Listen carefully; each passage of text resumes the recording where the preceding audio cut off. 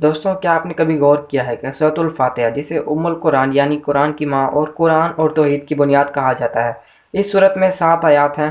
دوستوں، اللہ تعالیٰ قرآن مجید میں فرماتا ہے کہ میں نے زمین اور آسمان کو صرف 6 دن کے اندر بنایا اور 7ویں دن اپنے عرش پر جا کر ٹھہرا، یہاں تک کہ 7 سال کے بچے کو نماز پڑھانے کا بھی حکم دیا گیا ہے۔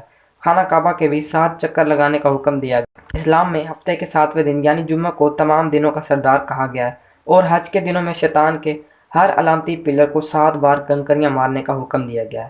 جنت اور جہنم کے بھی 7 دروازے بنائے گئے ہیں۔ قرآن مجید میں ارشاد ہے کہ اللہ نے 7 آسمان اور 7 زمین بنائے۔ یہی نہیں دوستوں، زمین پر رینبو کے بھی 7 رنگ موجود ہوتے ہیں۔ زمین پر 7 بر اعظم ہیں اور 7 ہی سمندر ہیں۔ دوستوں، آخر ایسی کیا بات ہے کہ قرآن مجید میں لفظ 7 کو بار بار دہرایا گیا ہے اور دنیا کی بناوٹ میں یہ ہر جگہ نظر آتا ہے۔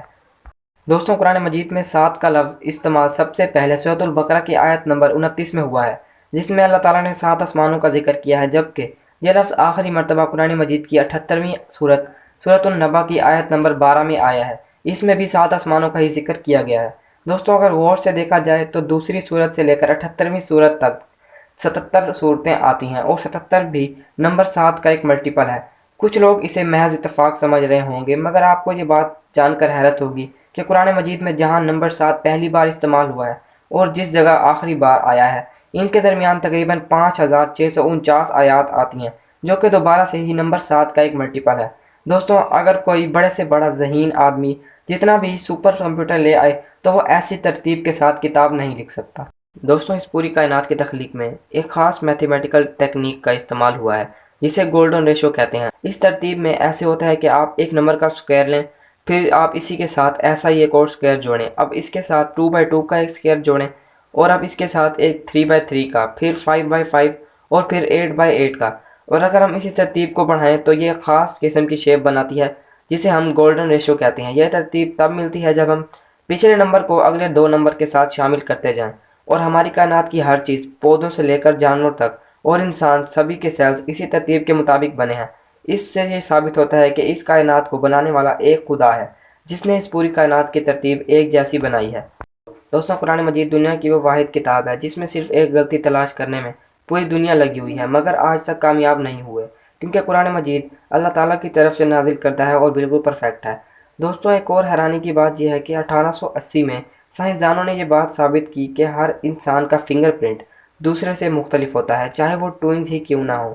یہاں تک کہ ہر انسان کی ہر ایک انگلی کا فنگر پرنٹ مختلف ہوتا ہے۔ جو بات سائنسدانوں کو 1880 میں معلوم ہوئی، وہ قرآن مجید میں 1400 سال پہلے ہی بتا دی گئی۔ دوستوں، آج تک ہمیں صرف یہی لگتا تھا کہ درد کا احساس کرنے کے لیے دماغ ہی ضروری ہوتا ہے، مگر سائنس یہ کہتی ہے کہ ہماری اسکن میں خاص طرح کے سیلز پائے جاتے ہیں جنہیں پین ریسیپٹر کہا جاتا ہے۔ اگر پین ریسیپٹرز ہماری اسکن میں موجود نہ ہوں تو ہمیں درد کا احساس نہیں ہوتا، مگر قرآن مجید کی سورۃ النساء، جو کہ قرآن مجید کی 4تھی سورت ہے، اس کی آیت نمبر 56 میں اللہ ارشاد فرماتا ہے کہ جو لوگ ہماری نشانیوں کا انکار کرتے ہیں، ان لوگوں کو ہم آخرت میں جہنم کی آگ میں جلائیں گے، اور جتنی بار ان کی چمڑیاں جل جائیں گی تو ہم ان کو نئی چمڑی دیں گے تاکہ وہ درد محسوس کر سکیں۔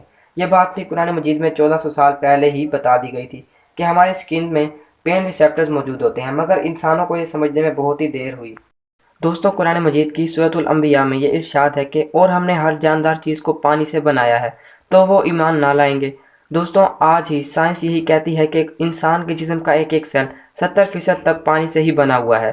دوستوں، یوں ہی لوہا، جو کہ ہم آج ہر جگہ دیکھتے ہیں، ہمیں لگتا ہے کہ یہ زمین کے نیچے ہی بنا ہے، مگر سائنسدانوں کی تحقیق کے مطابق کافی صدیوں پہلے اسپیس سے بہت سے میٹرائٹ زمین پر گرے اور انہی پتھروں کے ذریعے سے لوہا ہماری زمین پر آیا۔ دوستوں، یہ تو ہم سبھی جانتے ہیں کہ یہ کائنات یعنی کہ یونیورس کتنا بڑا ہے، مگر ہم میں سے بہت سے کم لوگ جانتے ہیں کہ یونیورس پھیل رہا ہے۔ قرآن مجید میں یہ ارشاد ہے کہ اور آسمان کو ہم نے بنایا اور بے شک ہم اسے پھیلاتے جا رہے ہیں۔ یہ دریافت 20ویں صدی کے ایک عظیم سائنٹسٹ اسٹیفن ہاکنگ نے ٹیلیسکوپ کی ایجاد کے بعد کی، اور اپنی مشہور کتاب a brief history of time میں لکھا ہے کہ یہ پوری دنیا کی سب سے بڑی کھوج ہے کہ کائنات یعنی کہ یونیورس وقت کے ساتھ پھیلتا جا رہا ہے۔ دوستوں، اس میں حیرانی کی یہ بات ہے کہ قرآن مجید نے 1400 سال پہلے ہی بغیر ٹیلیسکوپ کے بتا دی، وہ بات سائنٹسٹ کو آج بھی پریشانی میں ڈال دیتی ہے۔ دوستوں، یہ تھی ہماری آج کی ویڈیو۔ اگر آپ کو ویڈیو اچھی لگی ہے تو ہماری ویڈیو کو لائک کر دیں اور چینل کو سبسکرائب کر دیں، اور مزید ساتھ ہی دیے گئے بیل آئکن کے بٹن کو بھی پریس کر دیں۔